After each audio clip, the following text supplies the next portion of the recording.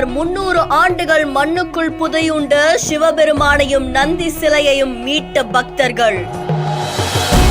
சிவபெருமானை மறைத்து வைத்திருந்த கருவேல மரங்களை அகற்றி சிறப்பான முறையில் தொடங்கப்பட்ட திருப்பணி.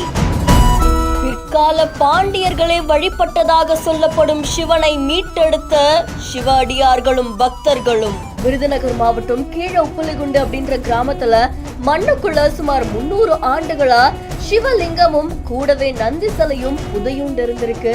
இதை பார்த்த பக்தர்கள் அதிர்ச்சி அடைஞ்சு உடனே அந்த சிவபெருமானை மீட்டெடுக்கிறதுக்கான முயற்சியில ஈடுபட்டிருக்காங்க. சிவபெருமானுக்கான திருப்பணியும் தொடங்க ஆரம்பிச்சிருக்காங்க.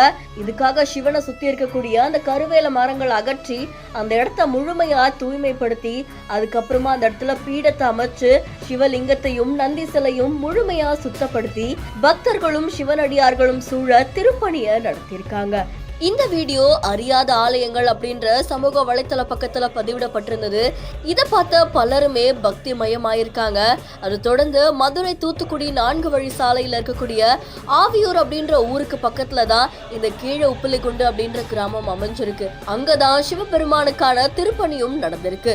இந்த காட்சிகள் பலரையுமே நெகிழ்ச்சியில ஆழ்த்தியிருக்கு. இந்த வீடியோ தொடர்பான உங்களுடைய கருத்துக்களை கமெண்ட்ல சொல்லுங்க. மேலும் செய்திகளுக்கு பிஹைண்ட் நியூஸை ஃபாலோ பண்ணிக்கோங்க.